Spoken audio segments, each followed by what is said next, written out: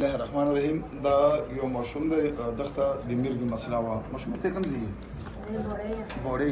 دلته ته څو ځلې راغلی پنځه ځلې راغلی دا د شپږم ځل دی خو چې تو موږ نه دم چلو کړی بیا جټکه والي که نه والي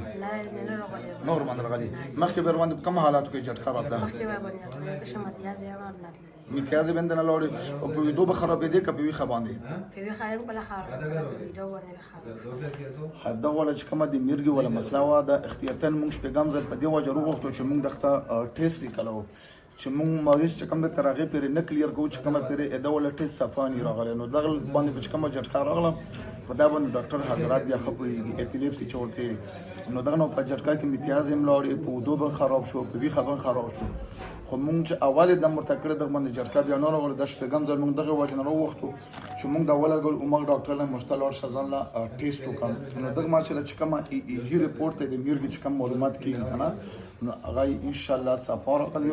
او په شپږو دمونو کې یعنې 40 80 و 80 160 او بیا 80 نو تقریبا چې په 200 ورځو کې دغه جټکه نه راغلي داسې وکړه بیا نه یې خراب شوی و ټیسټ یې صفا دی انشاءالله بسم الله الرحمن الرحیم دا یو ملګری دی کوم ځای بانو نه راغلو دغه د میرګي مسله وه د 2000 څونه 2012 نه جټکه چالو وه تقریبا چې 23-24 پورې وچلې ده ته موږ دلته څو ځلې راغلي 5 وارې او موږ د 5 ځلو کې باندې بیا جټکه راغلي نه راغلي او ګولې دوی خوري که نه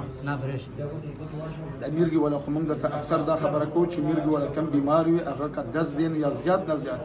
یوه میاشت ګولۍ پرې دي په هغه باندې به خامخا جټکه راځي نو دا پنځم ځل دی موږ راغلی یعنې 40 160 او بیا 40 یعنې 200 دین کې دغه جټکه هم نه راغلي او الحمدلله هغه میرګو مسله یې کلیر شوی و بیا ورباندې جټکه نه راغلي ښه صحیح کنفرم مطمئنه یې دم نه دوکه موکه خو کې نشته ښه صحیح هغه کله نه پرېښي ده ګولۍ په کوم دم کې پرېښي وي پهله دم کې مطلب پهله دم کې پرېښي 200 دین کې مطلب دغه جټکه نه و الحمدلله بس مسله یې کلیر شوی